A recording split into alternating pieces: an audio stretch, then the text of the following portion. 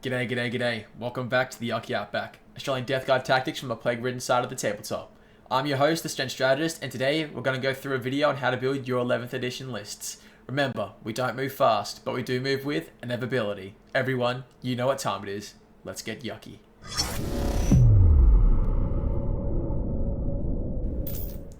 Alright everyone, welcome back to the Yucky Outback. Personally, I want to say thank you for clicking on this video because this is something that I've been looking forward to making for a long time. How to build your lists in this current 11th edition. I see a lot of people on the channel posting all of their lists, and I want to get a video that's going to address all of your questions as best as I can. So here, right now, for those people trying out new lists and building their own, this video is for you. So in this video, we're going to go through a couple of things. We're going to go through how to designate roles. We're also going to go through things like how to design your list with a strategy in play, how to utilize points costs effectively and as best as possible, how to structure list priority. And what I mean by list priority, to put it into a nutshell, is what that list is trying to do. We're going to go through list upgrades for future games, where if your points decrease, how you can look at your list and be able to upgrade it depending on your type of playstyle. And we're going to also do list updates for my personal list for videos coming out. If you guys need to do list updates to help yourself, I'll give you a couple ideas on things to cut and things not to cut depending on what we're doing. Anyway guys, let's get into the next part of the slides and let's start building these lists as quick as we can. Alright everyone, so let's go through the roles that I was talking about and kind of designate and break it down further. So here we have a standard Plague Marine brick. Now, these guys here are our most versatile but also kind of confined role at the same time.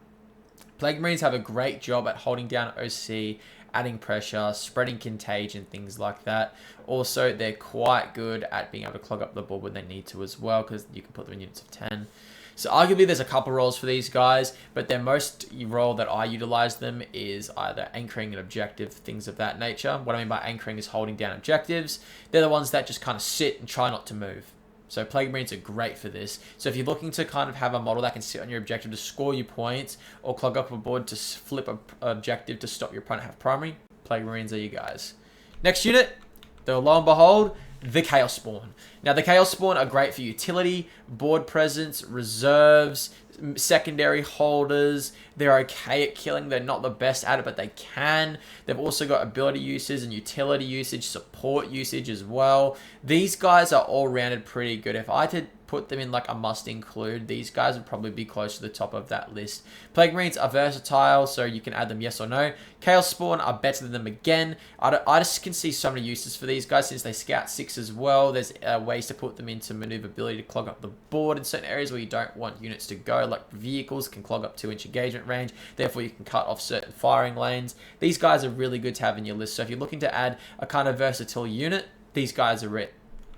Next unit I've got Poxwalkers. Poxwalkers at the moment are your board presence unit. They're the ones that are going to screen, stop mobility for your opponent. They're also really good at doing secondaries if they haven't been shot and they have still 15-inch hidden. They also have infiltrates. That allows them to get into board places quicker than other models. Now, Death Guard aren't very good at moving, so infiltrate is actually a really big deal for this army. You can get that Plague Marines to have it with Flyblown Host, but these guys innately have it. So these guys, in my personal opinion right now, are struggling to find their footing in 11th edition because they die so easy with how cover happens now, because now they don't get a save at all, with a lot of attacks. Pretty much all attacks, I think, actually. So these guys are a bit of a funny spot, but they're great for stopping mobility, having a screening unit against those faster armies, and a good trading piece as well. So if you need those roles filled, Poxwalkers are good, but there's also other units that can do it a little bit better, so just keep that in mind.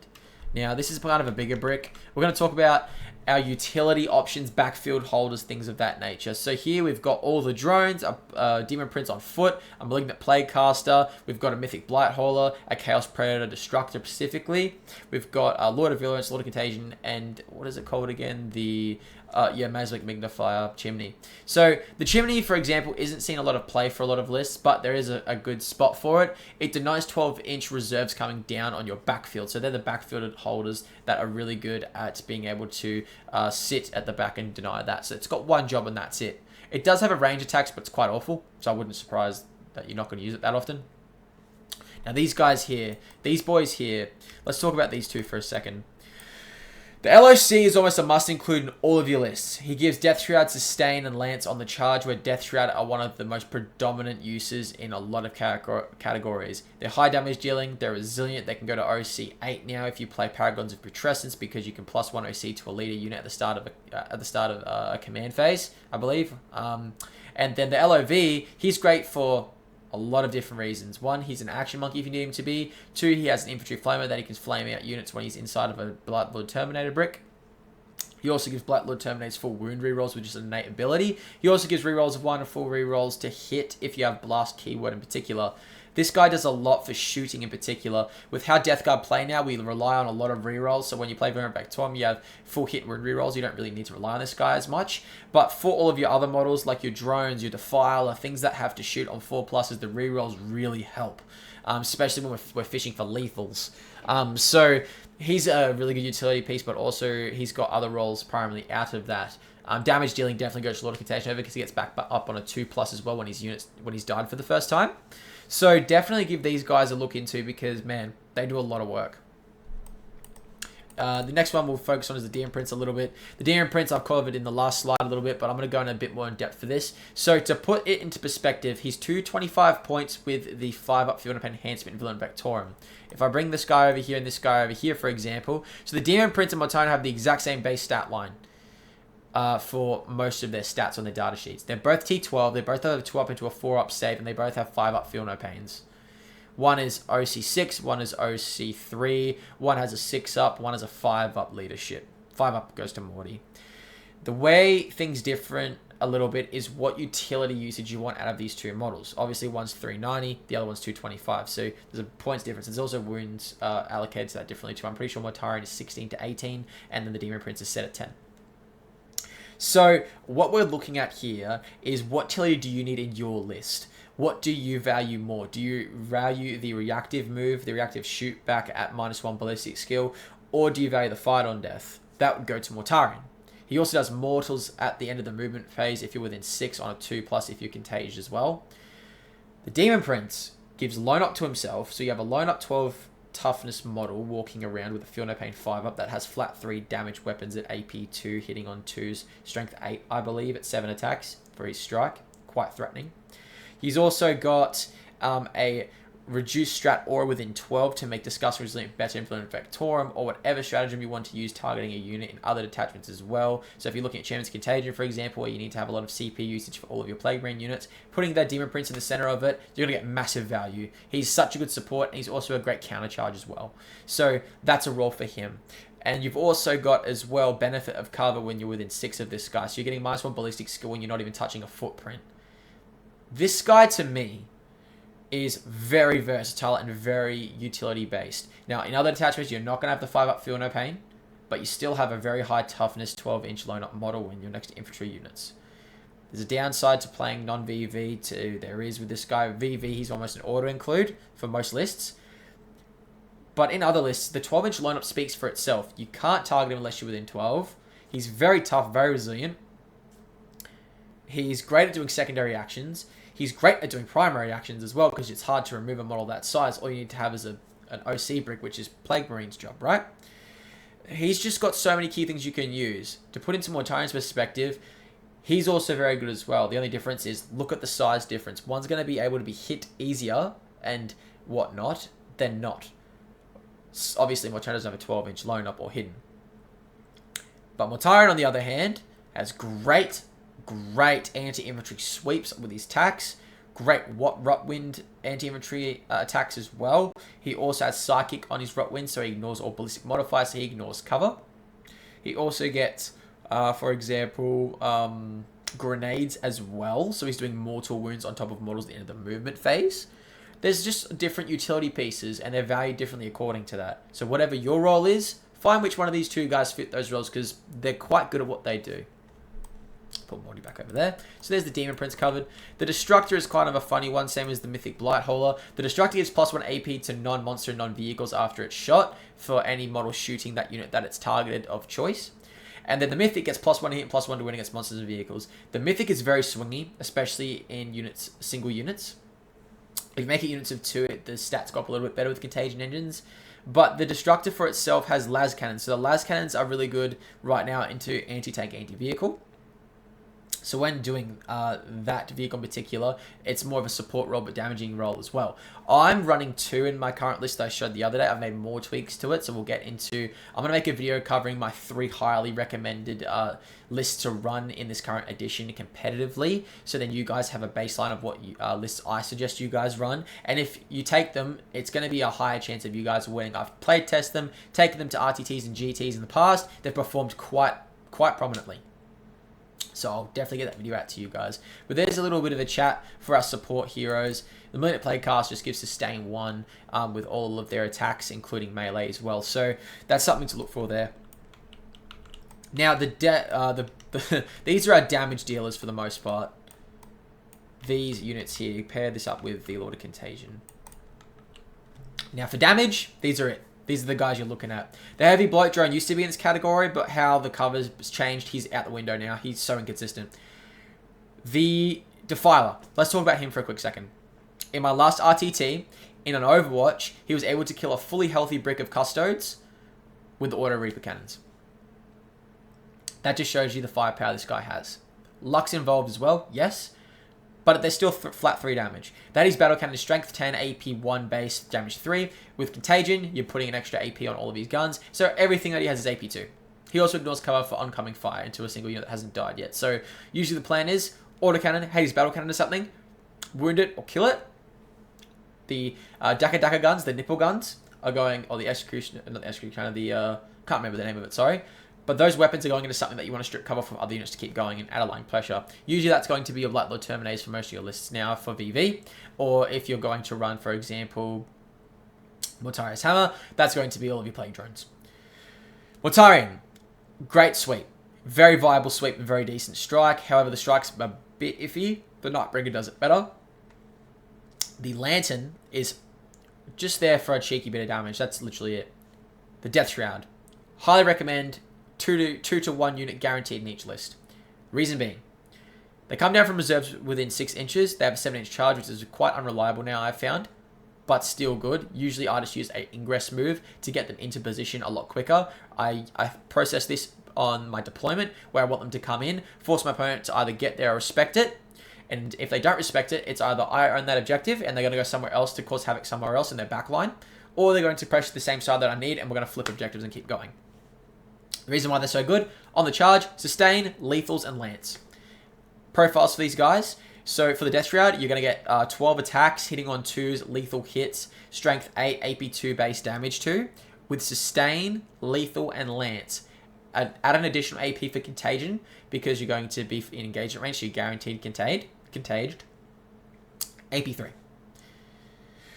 For the LOC, strike is 5 attacks, hitting on 2s. With lethal hit, sustain, and lance. Strength 9 base, AP 3 with contagion, damage 3 flat. And did I not mention in VV you can get a 5-up crit enhancement, so you have sustained lethals on 5s. He also gets back up on a 2+ if the unit has died for the first time. He gains half wounds back. That is pretty solid if I do say so myself. However, the 7-inch charge is quite unreliable.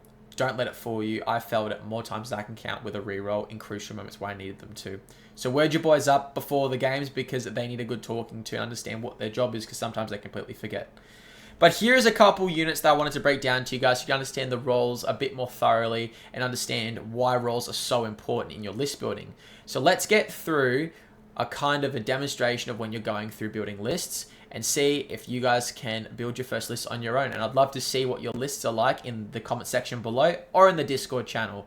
I just love the feedback you guys are giving, throwing me lists and asking for advice. And other people are jumping in too. I think it's just awesome. So keep that up, everyone. It's just been so inspiring to see you guys go and mingle and help each other out. Alrighty guys, let's go and quickly go through the mistakes of list building because it does come up, and if you can catch them early, you won't have to suffer the consequences in your games. So first one, building around favorite units instead of the battlefield roles that you're assigning. Yes, the rule of cool exists, and yes, it does matter when starting your army. However, when you start to get into the experienced battlefield side of things, roles definitely matter more.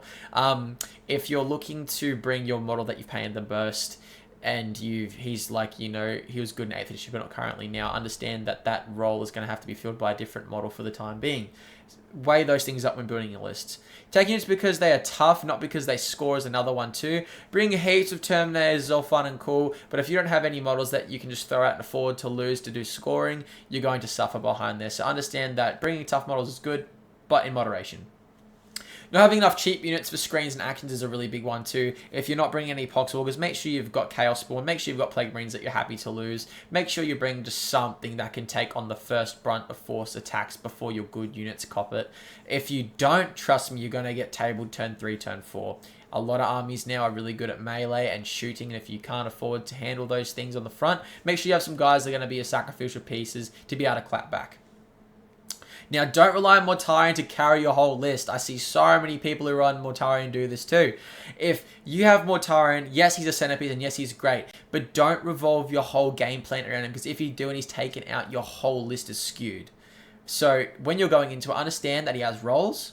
He can fill a lot of roles, but also have units as a backup if they need to replace the roles because something's died in the previous turn. This is how you use your epic heroes way more successfully. If you're running Typhus, for example, he gives -1 to hit in melee when he's leading a unit. He also has the Mind Bolt for the Poxwalkers that he's leading too. Understand that with him, don't put him with a unit that is going to need to have good damage rolls. Make them survive along with a -1 hit in melee specifically. Rely on the 15-inch hidden to the 12-inch hidden with go to ground. These are the things you weigh up. Adding damage units without a clear target priority plan in mind. When you're sitting at your table and you've got your damage unit, if you don't assign a damage opposing unit to take out, they're going to be doing nothing for the whole game. If you have too many damage units as well, you might not have enough action. You really need to get a balance on your list on what roles you need to fill. Forgetting how your list scores primary and secondaries as well is a really big one too. So when you're in the game, don't get caught up in the bloodlust. Don't get caught up in the fact that you may have lost one of your key units as well. Keep your emotions in check. Understand that you have other models that are just as good for your roles, because you should have planned for this. If you're in that situation, unfortunately, I hate to call you guys out, but it was you who made the mistake that you don't have the models that you require in your list to have a backup fall-up plan. These are things you have to think about before you go into battle. It's like when you rock up to, for example, a fight and you bring a Texter and you're meant to bring guns in Warhammer. You don't want to bring a Texter still list building. You want to have your weapons ready to go. That's what I kind of mean by that statement. Making the army too slow as well with no early board presence is a really big one too. I know that Death Guard is slow. We're not going to get there very quick compared to other armies. So we need to combat with that. Bring Plague Moons to infiltrate. Run Flyblown Host. Bring Poxwalkers with infiltrate to run it. On Tallybrand, make sure you bring Nurglings. There's certain sections that you need to fill in your roles to combat your slowness. These are things as Death Guard players we have to know to move forward. Not building around a turn 3 and collapse is a really big one too. In the last previous video, I talked about the go turn 3.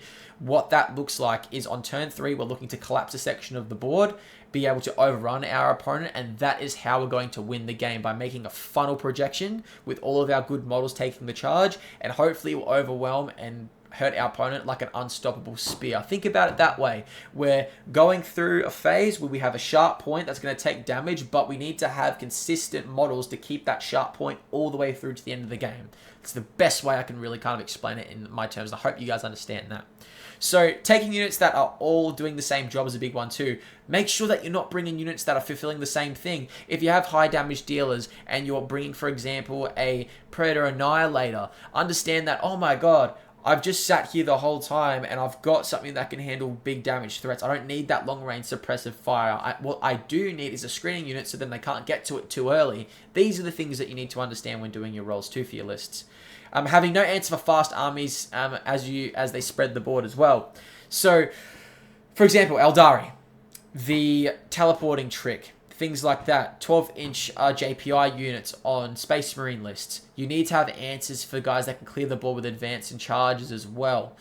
You've got to have things like being able to handle Exalted 8-bound or 8-bound just alone, for example. Scout 10-inch move, that's 16 inches of movement for their first turn. You need to kind of factor in that into your list as well. The other armies are fast. Just because you don't get them a lot in your normal local scene doesn't mean when you go to a GT or RTT, they're not going to be there. And you may get matched up and get overrun. And that's one game that you've lost compared to how many that you could have played into your matchups if you just got past this one game. So weigh that up too. Copying a winning list as well from BCP or mine personally, but not understanding the system of that list. Understand that we think different to you guys. You need to sit here and watch the videos or analyze the list at what jobs they've got, what disposition they're playing, and how they would play it. The more games you fit into it, obviously you'll pick it up, but watching videos like this is your guys' cheat code. Watching how we play, battle reports, things of that nature, which are coming, by the way, guys, so you'll be able to use my list the way I intend them so you can get some wins under your belt. These are the things that you need to understand when copying winning lists. So there's the mistakes. So let's get into kind of a couple more questions that I know you guys are probably dying to have answered. Alrighty, so let's go through this little list that I've put together for Champions of Contagion and Paragons of Putrescence. We're looking at a take and hold disposition for this one. Let's go through how I've designed the list so you guys, when you guys are preparing yours, how the thinking and thought process of building a list should look like. So let's start us off with our primary holders. So our primary holders are going to be our Plague Marines with a Foul Blight Spawn as attached to the unit. We're also going to look at a 6-man Death Shroud Brick with a Lord of Contagion. The reason why is, when you're building your list, you have to weigh up the fact that you've got stratagems that can help you progress what you need units to do and fill in roles that they couldn't in certain attachments.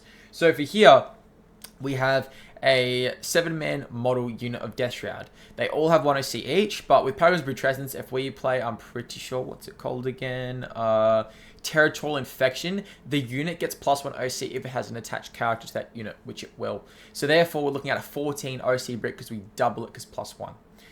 With a 14 OC brick, you are challenging small 5-man bricks of Plague Marines or other models in other armies that are small and have compact OC. So the Lord of Contagion brick with the 6-man Death Shroud are quite OC dominant, so they can flip a board. The idea behind it is these guys are also damage dealers, where if we look at, for example, in the fight phase, we have Blessings of Filth, where you can get a 5+ critical hit on Death Guard attached units. Therefore, since they have an attached model onto the unit, they add an attached unit. Therefore, we have Death Shroud with crit 5s, lethal, sustain, and lance on the charge. They will do heaps of damage and most likely kill whatever they are in charge with.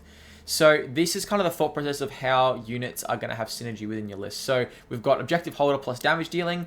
Plague Marines, all they're going to do is hold the objective. They are terrible when it comes to shooting without a Plague Caster and a Biologic Speechfire on the level of shooting that you expect to wipe out units that when you're designing them. However, there's still a spot for them where they have OC. I've made them with a full melee focused on them, so I'm not tempted to shoot with them. And the Foul Blight Spawn is there because he gives 9-inch advanced denials. They always have a 10-inch charge into him if they advance and charge. And they also have fights first. They also have an Overwatch threat because he has a damage to Flamer attached to the unit as well. Just something to weigh up. You could, for example, which I might think about, putting a Plague Spewer in here as well and sacrificing one of the melee weapons just so you have an Overwatch threat. That might be something you could do too. But see, I'm also making this up on the fly as well. So there's already changes that you guys can make if you pick up on them. So there's kind of our OC dominant bricks. For our screening units, we have a unit of single Poxwalkers, also the Chaos Spawn. These guys here are going to go out, spread Contagion, stop our main units from getting hit. For example, the Demon Princes down there in the corner, as you can see in our vehicles. We don't want them to get charged turn 1, so they're going to take the brunt of it. In terms of the damage, if your opponent is fast moving and trying to get into damage range with you very quickly. There's also lane suppression as well, so the Poxwalkers can sit on a lane, and that's going to allow them to hold an objective. So therefore, that if an enemy unit is trying to get line of sight down a lane, you can deny them that movement space to make them crammed. And also, they're also action bricks as well. So if turn 1 you need to go get secure no man's land or center ground, bang, Poxwalkers are already there in the center. Easy. Spawn are there to just literally go spread Contagion when need be. Since all of the characters get +2 Contagion because of Paragons Putrescence detachment ruling, Contagion is going to be a lot easier to spread. It's like having a Lord of Pox's ability on all Plague Marines, but on all your attached units. So all of our attached units are going to get heaps of Contagion, which is really good. Demon Princes alone get +2 because they're character brick units as well. They don't have to be attached, they just have to be characters. So they're going to have on turn 3 a 12-inch Contagion, which is really good. We're also running Typhus on his own here as well. Typhus, I see a lot more play for him because if you have secondaries like behind enemy lines or plunder, cleanse action on objective, things like that, this guy fills that role really well. He also has a shooting, which isn't shooting, so he can still perform an action and still charge. He has a Mind Bolt, which does mortal wounds. It's really decent too. So that's why I bring him. And he's also a durable brick with a 4-up invul, and he's quite tough. Double Malignant Plaguecaster in the Rhino, known as the Plague Boss strat. You've seen this in a couple of my videos now, and talking about it. These guys are going to be our shooting, so if you want to put it in strategic reserves, they come down, flame whatever they want, or they run up the board and threaten a objective with good damage. That's another one there. A second Death Shroud Brick to just fill the damage void. So the damage void we're looking at is these units here. Death Shroud, and our shooting platform for our Malignant Plaguecasters. These are going to do high damage for our lists. Now, for utility, board control presence, counter charges, things like that, I've decided to bring 2 Demon Princes. I wanted to give this a go. So for the Demon Princes, we both have great abilities. One has forces battle shocks on the charge for the wings. He also makes you take a desperate escape every time you fall back, which is really good now. The Demon Prince, on the other hand, he's going to give the -1 CP strat within 12, benefit of cover to units around him, including himself, and he's also going to give lone operative to himself, so he's quite good at doing actions and not being threatened by long-range shooting. Next, our anti-vehicle for the list. We've got 2 Mythic Blight Haulers, and we've also got a Huntsman where he's going to be able to reroll the wound roll against monsters and vehicles. So the idea behind this, when I look at it, is we're going to have most likely I would say we would have both Mythic Blight Haulers starting on the field, probably the Chaos Rhino as well. This guy's going to be in reserves. These 2 are going to start on the board as well. We're going to have the 6-man up in the sky, the 3-man up in the sky, and Typhus up in the sky. And all of this will be starting on the board here. So a good portion of our list is starting off the board, but that's because we want to have a decent threat to do actions as we don't have mobility. So you're going to see a bit more strategic reserves at play here. However, the main part of this brick is really good at the turn 3 onwards. When we set it up, which I'm thinking of doing in this video, I'll quickly do a quick setup guide on how I'd set them up to show you guys how to use the list. Actually, we'll go do that. We'll go do that right now. All right, so let's quickly go over this deployment to show you guys how I set up my units. So in 11th edition, I like to kind of set up center lane and right side or left side. I'll pick one and have 70% on one side, 30% on the other, occasionally, depending on my scenario and my matchup, regardless of the situation. You kind of have to make it up as you go on the fly. So here, how I've set this list in particular, Poxwalkers are holding the center. We've also got the Chaos Spawn off to the left-hand side here to threaten contagion pressure. We can also retreat them backwards, as you can see here, because they scout 6. We can get them into cover so they are hidden. We also have a Mythic Bloat Drone holding this firing lane down here. A Demon Prince to go plan to help the center when the center gets challenged, because we are going to plan for our turn 3, which means I want to hold the center and hold the right-hand side of my expansion and have some type of OC on my objective. So the spawn are either going to sit on home, hold the objective for us, score us some points, or we're going to try to pressure them up. Most of the time, for example, with a movable object, our home doesn't matter too much. As you can see, for each objective, you can call excluding your home. For each objective, hold excluding your home. So we want to kind of get out and hold others. So we want to hold the 3, which is kind of frustrating. So when you play that factor, you pretty much just leave that off to the side. Then we have the Demon Prince of Nurgle on foot over here. He's going to come and help the center as well, but also cover our asses if the Plague Marines are in a bit of trouble. The Plague Marines are set off to hold the objective off to the side, with a Mythic Blight Hauler reserved off to the side as well to go do some lane firing and shooting and add some, anti-vehicle things, etc., etc. We've got the Plague Boss strat. He's going to be able to move through this small dense terrain piece here and go straight over, being able to flame things through, get rid of chaff if he tries to clog us up on the board. So that's there. And then in reserves, we have our damage dealers. We've got our 6 Death Shroud in reserves to come down turn 3 to come flip an objective and do heaps of damage to something that is going to be quite tough and resilient. The 3-man as well, so we can go and rapidly progress on an objective to take it or cause a bit of a ruckus. Typhus for behind enemy lines or any action-based like plunder in the opponent's deployment zone. He's also got -1 to hit for himself always on, because that's his leader ability. He's also got for himself a mortal wound damage dealer. That's not a shooting. I think it's just an ability. So it doesn't count towards an action, so he's still able to do actions after. And we've got the Huntsman in reserves to be able to go and add some pressure into the vehicles that we might come up against. And then we've got the 2 Malignant Plaguecaster for the Plague Boss strat in the Rhino. So there's a quick little guide on how I deploy my lists, and kind of visually you guys can see how I do it too. So there's the deployment side of things. And that's going to bring us to the end of the video, guys. We've covered deployment, rulings, checklists for making lists, some good combos, role priority, assessment of how to do the primary. If you take these fundamental things, these 5 key points I just mentioned, maybe 6, they will help you build your list in the current edition that you're facing.